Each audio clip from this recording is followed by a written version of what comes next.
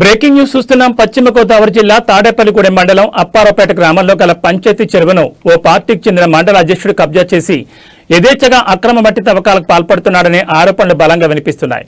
సదరు మండల అధ్యక్షుడు ఆధ్వర్యంలో అప్పారావుపేట గ్రామానికి చెందిన ఓ అక్రమ మట్టి తవ్వకందారుడు కలిసి యథేచ్ఛగా ఈ చెరువులో మట్టి తవ్వుకొని అమ్ముకుంటున్నారనే విమర్శలు వినిపిస్తున్నాయి. గ్రామ సభ తీర్మానం చేసి పంచాయతీరాజ్, రెవెన్యూ శాఖ, మైనింగ్ శాఖల అనుమతులతో మాత్రమే చెరువు తవ్వకం జరపాలని నిబంధనలు చెబుతున్నాయి. ఒకవేళ అలా అనుమతులు వచ్చినా కూడా అధికారులు ఇచ్చిన నిబంధనలకు అనుగుణంగా మాత్రమే చెరువు తవ్వకం జరపాల్సిన అవసరం ఎంతైనా ఉంది.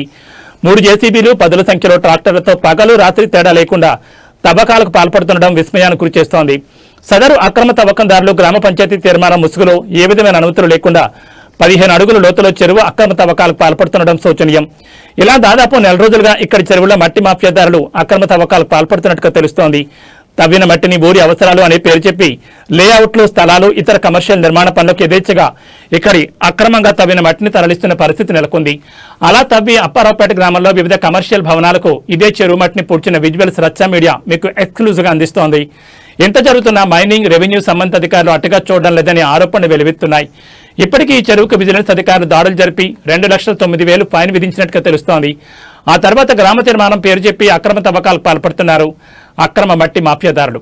తక్షణమే ఈ చెరువులో తవ్వుతున్న అక్రమ మట్టి తవ్వకాలపై మరోసారి దాడులు జరిపి తవ్వకాలు నిలిపివేయాలని చెప్తున్నారు.